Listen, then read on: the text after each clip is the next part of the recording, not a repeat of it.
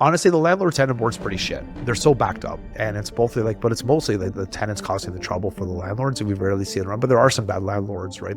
So the landlord and tenant board was created, I forget 2001 or so, I forget when it was created, and it was because there was a lot of sleazy landlords out there. So at the time, the landlords had all the rights, and there was no like board of the governing body.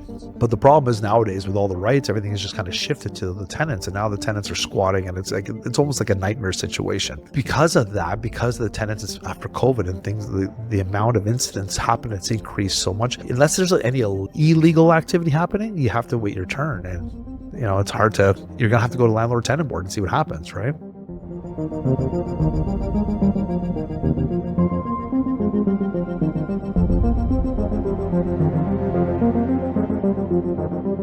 Welcome back, everybody, to another episode of the DC Talks podcast with David Chinelli.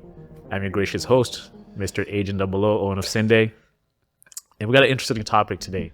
We live in Toronto where a lot of people are renting, students, working professionals, and another things you see over and over are people renting basements. But some of them are not, some landlords are not allowed to rent out basements because they might be illegal. And we wanted to dive into this topic with DC to get a breakdown of like, what are you allowed to do with basements? What can you not do with renting them out?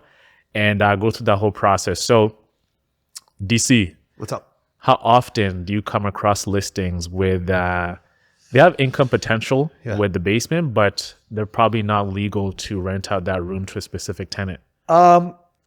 So first off, what's in Toronto? First off, in Toronto, I think the stat was over 90% of basement apartments are illegal. So just know that's that. In order for you to be on MLS as a rental property, it needs to be a legal apartment, whatever jurisdiction that is. So whatever you have, it should be, it's stated. Do houses that are illegal, or basement apartments that are illegal, get onto MLS? I'm pretty sure they do. I'm almost positive they do. So do you know what the legal requirements are to have a basement apartment? So you just brought this topic up to me for shits and giggles. Well, I know. You didn't do any homework on this, or of what? Of course I did homework, but I'm leaving it for an element of surprise so I can engage with you. Do you know? Well, they have to have like a window. Not just a window. Okay. Square footage. So first off, you need 2 ways of egress. Okay. That's the first one. Do you know what that means? 2 ways of address? Egress. So egress means it has ways in and out of the apartment. Okay. So obviously you need a doorway, need a dedicated room that goes outside, right? So that's one way of egress. The second way is you should probably have another door or a window, which is large enough to fit a human through that you're able to just grab and walk through. If you need to break the window, that's a way of egress.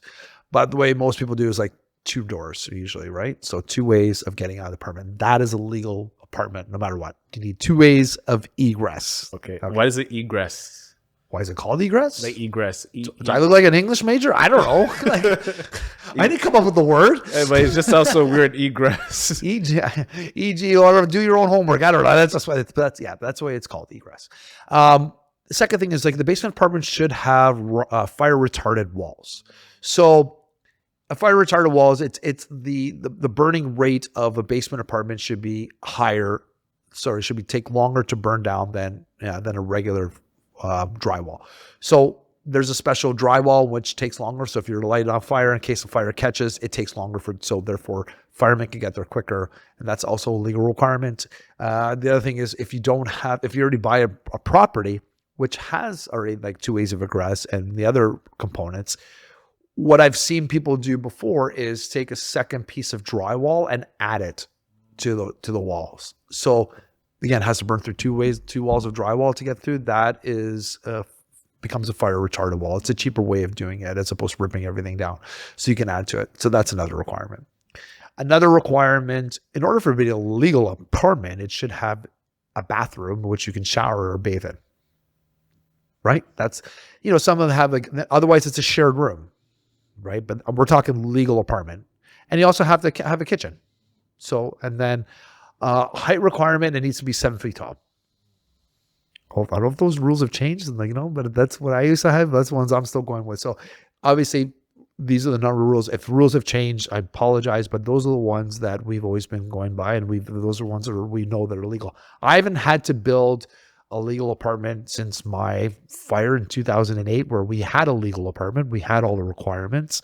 And we had a fire, and those are requirements I know from back then from personal property. Again, this is 2008, and most of those rules are still applicable to this day. We also added in our basement apartment a fire alarm. So every single apartment needs to have a carbon monoxide and a smoke detector. Do yourself a favor, buy the 2-in-1. And they go in the ceiling, and that will prevent hopefully carbon monoxide and fires, right? The carbon monoxide was going off in my basement apartment. We didn't know. We thought we were kind of reset it. Turns out my boiler room was leaking carbon monoxide. It was just so thank God, we went and we fixed it. It was not legal. It was not a cheap fix, but again, the basement apartment was the one always going off, and then it was contacting my sixplex, contacting everybody else. Like, it's beeping now. I'm like, so we brought the fire department in, and sure enough, thank God I did that. So yeah, it could save lives. So you need to have those as well. As a tenant, please, I know sometimes you guys cook your food, and I do it myself. And listen, my fire department calls me all the time. Not burn it. Like, I have a high heat rate, especially when I do steaks. I like the sizzle. Yeah. But sometimes that sizzle causes the smoke alarm, and it takes forever to turn all off. the time. Oh. Like, you're cooking, you're having a good time, and then I take the towel and I'm waving it at the thing, and I'm like, I know, and the rest of the house stinks, and it stays there for like 2 days. I get it if you have to take down but try to wave it. Try to wave it to make sure the smoke is away. Try to not take down the smoke alarm, because guess what? It doesn't go back up. 90% of the times, it just sticks on your table. Like, take down the smoke. I've seen people, like my tenants, have taken them down to cook, and then they put them back up, or they don't put them back up. That's the problem. They're supposed to put them back up. Well, I cook a lot and it keeps going off. Well, maybe worry about your smoke content, right? Maybe work with something else. Maybe cook something that you don't need to be frying all the time or something. Exactly. Like Use your oven. Yeah. God, buy things at Costco that are good for you. That maybe not good for you, but you can put in the oven.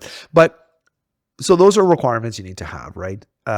So yeah, and your own door is a big thing too. So what we've seen lately, which is not on MLS, in places like Brampton, because population has gone out of hand in Brampton, or it was before there is some deportation happening. People renting out rooms, beds, like couches. Yeah, this is not even for the whole night. This is what I wanted to talk to you about. There's some rooms, especially in those places where there's like 10 guys and girls living in one room. Like, do you see the one they're on shift work? They each get you get from this time to this time. You get from this time. You get this half of the bed, and you get this half of the bed. It's disgusting. I thought it was a joke. And I know this is a sidebar conversation too, but there's like also people renting out basements, but instead of you paying the rent to the landlord, there's more of like a under the table agreement. This is also for women. They're looking for a nice young girl. They're looking for an exchange of. Oh my God. And this has been rampant now a lot more because people can't afford to live. So they're doing like a friends with benefits. Thanks, liberal government. What? Yeah, exactly. So share more about that. Like, what have you seen in terms of this sharing? I don't see those stuff. I don't see them. Like, listen, I'll be honest with you. Like, we hear stories of that stuff, and like we screen everybody beforehand because with our job, it has to be worth our time. I'm sorry to say it, but it's like you just don't take anything. Yeah, like we can't take anything. We're busy. So if you're looking for $500, like, sorry, we just don't have the time to do it. I'm sorry. Like, and that's where you see some sketchy things happen on Kijiji. You see them happen on Craigslist and stuff. Like, and also what happens, like, so if you come to us and you have like a budget, which is obviously it's not healthy budget, and you're like, and you don't have a good credit score or you don't have a good employment. A lot of times a realtor will say to you, like, and it's to save you time. And they're like, if you really need a place, you're better off not going through a realtor, because the reason why is like the landlord pays for us, right? They are looking, when they're hiring a realtor, they want AAA tenants. They want high-end tenants. So your chances of you, because it's displayed, that you're not going to have as a good of an opportunity to get into a rental property. So when somebody has a lot of issues or things are like kind of working through, we kind of said you might as well look at Facebook Marketplace, talk directly to the landlord, go to Craigslist or Kijiji or something like those things. And the reason why is that the landlord's not paying realtors. He's not losing, or she's not losing 1 month's worth of rent. So they may be more lenient in who they bring, and they're doing it themselves. So you might have a better opportunity if you can explain what your situation is, as opposed to going for a realtor. Because honestly, like for us, if I'm getting offers and I'm a realtor and I'm the listing agent and you're not anywhere we're not even going to look at you. It's just the way it is. So I understand that there's a lot of people that are struggling and looking for different avenues. So I would tell them like, flat out, it's like, we're going to look for you and you're probably not going to, we know what we're looking for, right? We, as a landlord myself, as well as, you know, as a team lead, when somebody's presenting stuff, they don't have all the right credentials in order to get it. Like we're honest with them. Like, we're not going to waste your time with this because this is not going to happen. So sorry, sis, you're better off and we can show you the avenues if somebody does that. It's just the reality. And a lot of times people, they're more appreciative. They said, thank you, because I'm like, where do I look? I'm like, so here's where you can look, talk to the landlord. And we're helping them like that. It's not, it gets frustrating when you're working with us and we know what the landlords are saying. As soon as you walk in, like we're sending them an agreement, they're like, no, you're just going to get frustrated with us. So, but so that's why we're saying when it comes to like to the sketchier parts, when I see this stuff online, I'm like, how do they get away with this? Like I just couldn't imagine as a landlord renting out half of my bed to somebody, you know, or asking for sexual favors. Huh? Maybe Natalie wouldn't mind that. I mean, I'm just okay. Hey, Nat, instead of me getting rent for this month, this girl's going to go on a couple of dates with me. I'm like, I don't think that's going to fly with my wife very well. Rendezvous. Yeah. But let's talk about the repercussions if you do get caught. And how do people commonly get caught with these illegal units that they're renting out? So how do you mean get caught? Like for you to get fined? Well, a lot of times goes to the landlord-tenant board. And honestly, the landlord-tenant board's pretty shit. They're so backed up. And it's both like, but it's mostly like the tenants causing the trouble for the landlords. And we rarely see it around, but there are some bad landlords, right? So the landlord and tenant board was created, I forget, 2001 or so, I forget when it was created. And it was because there was a lot of sleazy landlords out there. So at the time, the landlords had all the rights and there was no like board of the governing body. But the problem is nowadays with all the rights, everything is just kind of shifted to the tenants. And now the tenants are squatting and it's almost like a nightmare situation. Because of that, because of the tenants after COVID and things, the amount of incidents happen, it's increased so much. Unless there's any illegal activity happening, you have to wait your turn. And it's hard to, you're going to have to go to landlord tenant board and see what happens, right? Mm-hmm. Even they're saying $50,000 Toronto can fine you for unpermitted suites. That's how much. Is that still accurate? Like, is $50K? Well, how do you know what's illegal? Like, so you just go to the city of Toronto and ask them to do? Yeah, exactly. So like pretty much everything you stated with the doors, the exits, the fire, window. Because I lived in a place that was illegal in Chinatown. This is when I was at Ryerson, and so you can go to the actual tenant board. Well, no, that's not the tenant board. No, sorry, but that's like the permanent office. That's like the city of Toronto complain about that. I thought you said like if you were living in conditions where, you know, wasn't like safe and all that kind of stuff too. No, like if you're talking if they're not up to regulations. Yeah. Oh yeah. Yeah. Oh yeah, you can complain like that. So that happened to me. I have my sixplex. Apparently we had the fire and all that stuff too. It was fine, but the rules have changed. So I got a letter in the mail, and the letter in the mail said, well, we have to come take a look at your property, kind of stuff. Like somebody complained. So we have no idea who. Somebody complained. I'm like, complain about what? Right. So, and my tenants were there. Even my tenants were like, why are you doing this? Like, no one, it wasn't my tenant complaining. So we figured out what the issue was. I have, out of my 5 units, my basement apartment has 2 ways of egress, right? My main floor has 2 ways of egress, no problem. Then my 3rd floor, right? So it goes basement, 1st floor, let's call it 2nd floor, and then we have attic. The attic has 2 ways. So you go like, because it has a balcony. And the way that and then on my 2nd floor here, we have a front unit, one way the door in, but there's a window, which is large like this. And you can break in the window and just go on the roof there, right? But the roof is sloped a certain way, right? So for some reason it was passed before. And then the back 2 units have they have a deck. So they have 2 ways of egress. The front unit became an issue. And they're like, well, according to our records, you actually only have 5 units, not 6. I'm like, but you guys were here. This was passed in 2008. What's going on? They're like, okay, well, let's go back to like, well, you have to fix some other things over here, like put up a sign over here. I'm like, okay. So we had to hire an engineer, which I went to 3 or 4 engineers to figure out, well, what are we going to do? It's like, well, because the rules have changed. They almost wanted me to do decks all the way back and all this aggressive. I was like, we can't do that. So we had to go to a fire retarded company in order for fire safety, in order to make the first property legal. It took like 2 or 3 years to get all the thing permits. And essentially what we had to do was we had to create its own dedicated line to put sprinklers in throughout this. This is a sixplex. It's a house. It's like, it cost me like $150,000, something more than that. And I had to dig a whole brand new line of a 1-inch pipe going through a dedicated line in case there's a fire on sensors. And now it's attached to my fire alarm, which now I have to pay for. Instead of just doing my fire alarm inspection every year, now it's going to get tripled because of this water line.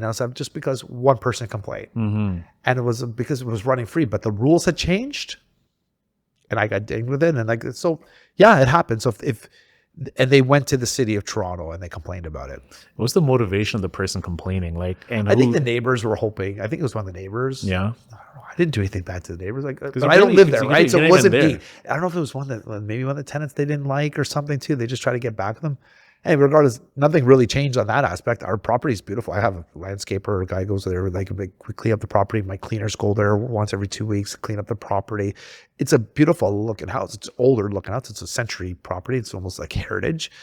So I can't imagine it's because we were asked, it's not because the property was decrepit or anything like that. But some people have too much time on their hands, Owen. That's what I always say. And people complain about everything. Oh yeah. Yeah. I was hoping, what I wanted to do was, in order for that amount of money, I'm like, can't we just do like a window here? And then I could flatten out desk. I could actually put like a little gazebo for my client. That'd be perfect. Mm-hmm. No. Can the tenant use, let's say they can't afford to pay rent, they lost their job or whatever, and they want to get back to their landlord and they know that this suite that I'm renting out is illegal, can they go and kind of try to sneakily and use that as a way to sue the tenant? It's a dick move. It's a dick move, but these are some of the things that you as a landlord, you're taking. But what's your end game? If you go in there and say, listen, so you go to your town landlord, hey, listen, I understand you have an illegal apartment, but the landlord may not know. You want me to go to the city and talk about this? Give me a break. That's sure, that's a dick move, but it all depends on your relationship with your landlord. Yeah, right? But I'm saying it's better to talk to your landlord if you're falling short on rent. Talk to your landlord and say, and this happens once in a while. I've had tenants who lost their job and they said, hey, can we do a payment plan or something else? I need a couple of months here. I'm like, sure, no problem. Be a human about it. Don't be a dick. But there's also you're such a dick. Plant seeds in the hands. Dave says you should, go to the city of Toronto and make the landlord spend extra $200,000 just to keep you. I'm just looking out once the city of Toronto gets in there, they're a nightmare to get out. You're screwed. They're screwed. And it all depends on the inspector you get as well, right? There's some inspectors that hate their job and they'll make you miserable because they want to see you suffer. Yeah. Or they're jealous. Some of them too. Oh, you're making this much money and it's illegal. Oh, it's horrible. Wow.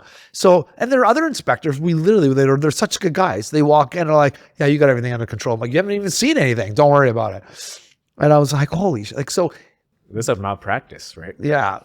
But I'm saying, over 90% of basement apartments are illegal in Toronto. They don't have the capacity to go to every single one. Yeah. Right. Well, I'm just thinking about you as a landlord, you're exposing yourself to a lot of risk if you have these things that, of course, quote unquote illegal. So your tenant can be I can. Well, up until, did I ever tell you the story about Brampton? So I used to coach women's hockey. It was the NWHL. You used to be a coach? I've coached since I was 13, dude. I thought you just played pro. No, dude, man, I was a goalie coach for years. I was the goalie coach of the Brampton Thunder at this point. I did my MBA. It was part of my nonprofit stuff too. I was like, yeah. So during my MBA, I became the coach there. And I was there for 5 years, something like that. Anyway. Like a full-time coach? No. I was a full-time coach that was there. But I would just travel from Waterloo back and forth. Oh, okay. Because honestly, I thought your whole career was you did Wisconsin. I did all that. And then you came back, you did your Toronto Hydro, and then Realtor happened. Yeah. But I didn't know you had side quests. I was coach. I was a coach at, our goalie coach was John Elkin, I think he's the Pittsburgh Penguins goalie coach now. I worked with him for 20 years. Stuff too. I was helping running his business while I was in between playing pro and stuff too. So yeah, I've done a lot of coaching. But so anyway, when I started, this was 2003. So back in those days, I remember my dad called me one day and he had bought a bunch of properties in Brampton. What a great time to buy, eh? Yeah, he was. Yeah, so we had to sell them, and the reason why is he's like, hey, like I forget it was after I've been, and I know the owner of her team was the mayor of Brampton at the time. Her name was Susan Fennell, and it's funny. I know Susan Fennell. I didn't know the Crombie, like the middle one, and now I know Patrick Brown, who I went to high school with. So I know for some reason I know the mayors of Brampton. Anyway, so Susan and I, like, this after a couple of years, my dad calls me up one day and he's like, hey, can you talk to Susan for me? I said, what's going on, Dad? And he's like, did you know that basement apartments are illegal in Brampton? I said, no. I'm like, he goes, well, I bought these 2 houses. I've been renting them out. I just got fined for renting out the basement. He's like, can you talk to her and see if she can, like, make it legal for me? Do me a solid. Yeah, basically, he's like, well, you know her well. I'm like, I love Susan. She's fantastic. I'm like, I don't think this is going to work. I'm like, so I emailed him like, hey, Susan, I'm like, hey, my dad's just wondering, he bought a couple of properties. Is there any way around, getting a basement apartment? She laughed. She goes, as much as I like you, she goes, I can't bend the rules really like that. She goes, I can't do that. I said, I figured my dad asked me to ask you. So my dad, it was hilarious, but it was like, yeah. But anyway, back in the day, basement apartments were illegal in Brampton. But now, obviously, with the population growth, they couldn't do that for much longer. So now, and then you have multiple generational families living there as well in Brampton.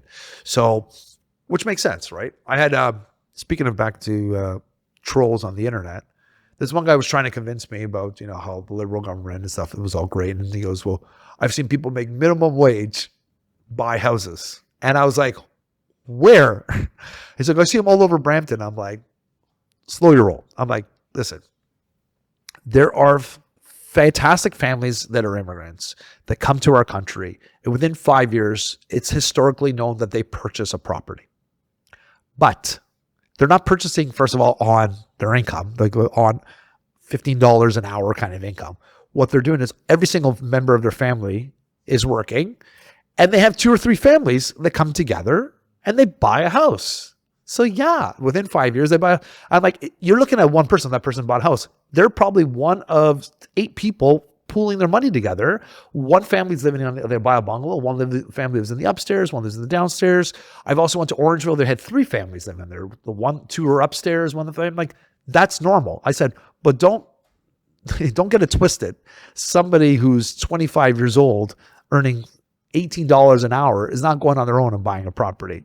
Sorry, but we are seeing that in Brampton too. We do see that, and that's what our family did too. Like this is what immigrants do, and it's a good thing. If you see immigrants buying properties, that's a good thing. That means that people are coming to Canada and they're spending money in our country, which is a good thing. Yeah, and that's why I rate the South Asian community when they move to Brampton.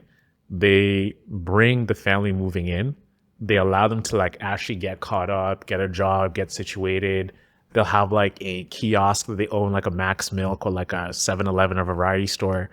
And then they just like slowly integrate them into that business. And then they purchase a house within the neighborhood. And then before you know it, the entire family lives within the same strip. I'm like, that's amazing, because if you have a kid, you can go to grandma's house, you have this person, and you're collectively sharing the same resources. And absolutely. That's amazing. Well, the Italians did the same thing. Yeah. It was just different. The labor was different. Mm-hmm. Like Italians came here and they were doing a lot of construction and digging ditches and doing all that shit that people didn't want to do. We're finding more of like the Southeast Asians are coming and they're doing more of like, more service jobs. Mostly that's just most of the difference. But listen, immigrants are immigrants. It's our country was built on immigration. Our country is also built on, entrepreneurs, like doing that kind of stuff. So it's like, we don't be yelling at people because they're trying to purchase a house, but don't get it twisted again. They're not purchasing on just one income. Sorry, I just thought I forgot to mention that in our talk based on the election, or some of the trolls that came out to me. Yeah, because a lot of people now, like we're talking about the home, even the boomers, they're saying like, yeah, we were able to buy a house and everything like that, and there's a big disconnect. They're boomers so out of touch. I paid $80,000 in a pack of gum for my house, which is now worth $7 million. And like, yeah. Anyway, that's it. But we're not well. But anyway, when it comes to now selling the homes, a lot of times too, like if you are looking to purchase a house, if you want to look for legal apartments, those are kinds of things you want to do. if you're also selling a house, if it's not a legal apartment, multiple family, generational families, they don't care about the legalities of it. But as a realtor, you should probably point out things that might not make sense, right? If you ever want to turn that into a rental property, sure, this one may be illegal now, but here's what you need to do. Yeah. I want to buy a house, DC. We'll get to you, buddy. We'll get to you. Yeah. Like my sister and Peter have like legit motivated me. Like not motivating, but I'm like, man, I should like really. There's baby sisters contacting me too. She's younger than you, right? Yeah, she just turned 26. Baby sister. She just contacted me, so we're hopefully helping to get her into a house sooner than later. And I'm looking at Owen next, going, "Hey, buddy, let's do this." See, don't be surprised. Like over like the next like 15 years, we'll have like a lot of properties to run. Let's do it. Let's do it. Well, based on this kind of stuff too, like you know what to look for in a rental property as well, Yeah. right? So a lot of times what people do now, guys, if you're looking for yourselves, you also want to be safe. So a basement apartment should also fall if you want to live like in a situation where I don't know. Sorry, my phone's going off here. I thought I had it on silent. It's supposed to be on sleep. I don't know why people are calling me. So that on sleep, if they call more than twice, it supersedes the sleep supersedes mode. it. So, Yeah. so sorry about that. So if you're looking for yourself, what I've seen a lot of people do for themselves is like, and they'll look for houses with a basement apartment. And what we do is we'll run numbers. So you can get a mortgage based on a legal basement apartment if you have, well, this is what it's going to rent for. And sometimes they'll want to see like a lease. So maybe you get your friend to lease a property for you, as you want to. But what I've seen before people do is they'll buy a bungalow that has a basement apartment, and they'll live in the basement apartment for a number of years and then rent out the top because the top will rent for more, right? And then eventually they'll move up to the upstairs. Maybe they want to renovate and they'll move upstairs and they'll rent the basement. So if that is something that you're interested to, like follow the legal rules, because it's like at the end of the day, if anybody calls you, you could be stuck with a hefty bill. Like I was following the rules and I still got stuck and ended up paying over $150,000, almost $200,000 to renovate. But putting that pipeline costs a lot because you had to pay for an architect. I had to pay for two architects. One architect, which had all the drawings, all that stuff too, cost me like $5,000. But first I had one guy called like $2,000 and he didn't do anything for me. Then I got referred to another guy, $5,000. And then he left the country or something. We just stopped. So I needed him to talk with the city. Then I had to hire another guy for another $1,500, like another engineer to stamp everything else on top of my architects. And then we had to legally proceed with what we were doing. And then I had to get somebody to install it, to dig the ditch. The ditch itself cost me $46,000 just to dig the ditch, to put a pipe from the $46K just to dig. Just to put just the underground pipe. And then it cost me money to bring the pipe. Anyway, long story short, it was a lot of money. And that's even when you're following the rules, right? So with the basement apartment, it's much easier, right? You know what the rules are. If you don't know, then talk to the city beforehand, make sure it's illegal. Like if you're living in, every city has different regulations. I'm giving you like the overview of what they mostly are looking for. But there are also, if you go to Mississauga, like you can actually get certificates saying that you have a legal apartment. And if you ever go to sell that, especially if you're in an area where it has multi-generational families, that's invaluable. That's huge, right? So keep that in mind as well. I love it, man. I love it. Well, that was a great talk. Really learned a lot from this, actually, because I lived in a basement apartment. I actually saw so many things that my landlord was doing at the time, but I was a kid. I was just going to university. One of the best things to do if you guys have any kind of apartment, any kind of basement, guys, when you go in, what you want to do is retrofit your basement windows. What do I mean by that? What I mean is like sometimes the windows are very small. What you can do is actually have companies come in and put bigger windows, and you cut the drywall, you cut the foundation, you cut it to make the window a large window. So even if you're, say, the ground's here and you have this little window, if you cut below, it allows more natural light to come in and you can extend the window well around. So it's also a safety feature. If you have kids and they're ever going to spend any time in the basement, get a good sized window down there. Spend the money. The bigger the windows, it's always a selling feature because people come into a basement, they see bright basements, it's going to sell. So you're not throwing your money away. That is one of those hidden gems that people don't pay attention to unless they see it. And they're like, oh, wow. When they notice it makes a big impact. The houses, when you purchase from builders, usually give you small little windows. But if you're buying a pre-construction one, ask them. Say, hey, can we have a larger window for egress? A couple of them throughout there. Just see what they say. Build a big old window well. It's better if they're already pouring the concrete. It's already in there, as opposed to cutting it afterwards. But it'll save you some money in the long run. But the amount of light that comes in and the safety behind that is invaluable, especially if you have a family. Regardless if you're renting your property out, see if you can spend the money, how much it's going to cost you. Do at least one of the windows. If you can do all of them, like a lot of times basements only have 2 or 3 windows anyway, but I would spend the money. I really would. It's worth the investment in the long run. Absolutely. Yeah. And how long ago was the whole renovation you did with the digging and all that stuff? 2 years ago? 2 years ago. Okay, so this is recent. Recent, yeah. Wow. Not even 2 years ago, maybe last year. I'm sorry, maybe 2 years ago. Yeah, it's been a while. I was in this. I remember because the guy that was installing all of the HVAC stuff for me is sort of the one that he was always coming here. So yeah, so it wasn't that long ago. Yeah. Wow. Amazing. Well, thanks for listening, and make sure to like, comment, share, and subscribe to the channel. Thank you so much for our growth. We really appreciate you guys tuning in. And any real estate needs, you know who to go to, Mr. DC over here. And we'll see you in the next episode. Peace out. Peace.